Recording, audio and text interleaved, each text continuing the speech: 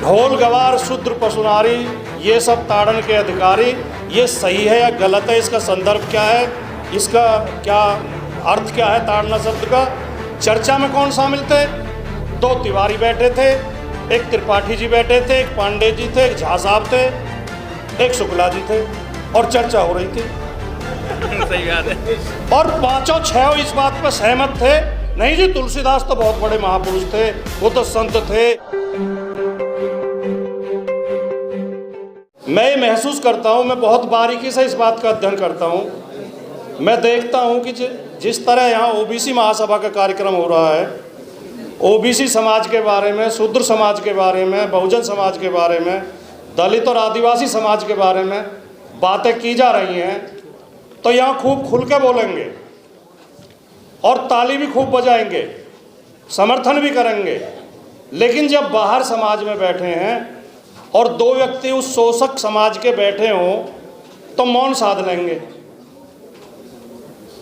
अन्यायपूर्ण बातों पर भी, अनर्गल बातों पर भी, गलत बातों पर भी मौन साध लेंगे, बोलेंगे नहीं। ये हमारी सबसे बड़ी कमजोरी है।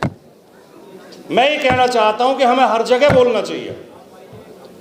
हम कोई अन्याय की बात तो कर नहीं रहे, कोई बेईमानी की बात तो कर नहीं रहे, हम कोई झूठी बात तो कह नहीं रहे, हम कोई फर्जी धर्मशास्त्र के नाम पे तो अपनी बात थोप नहीं रहे।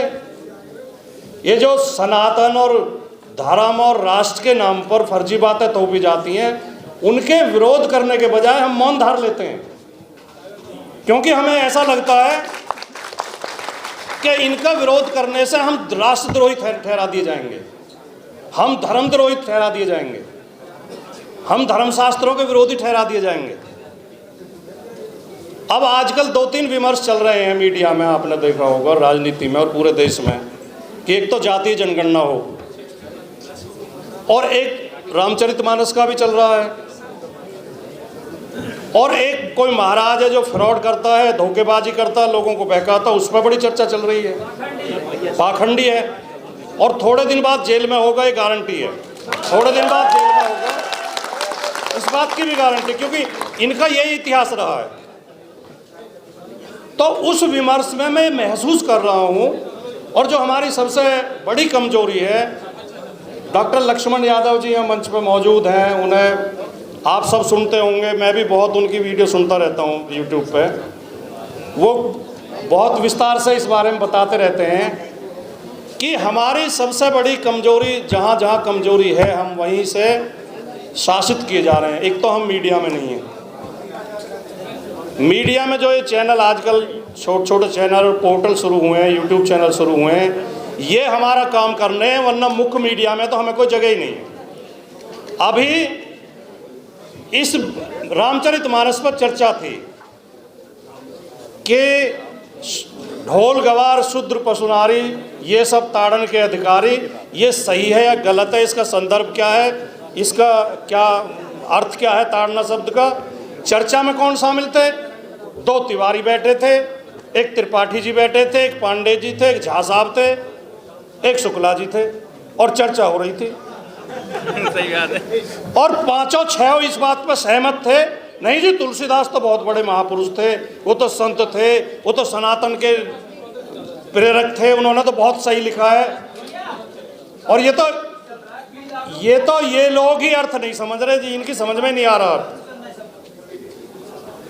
तो मीडिया में हमारे लोग नहीं हैं, और हैं भी तो वहाँ जाके मौन हो जाते हैं, बोलते नहीं हैं। दूसरे, न्यायालय में, जुडिशरी में हम सबसे ज़्यादा कमज़ोर हैं।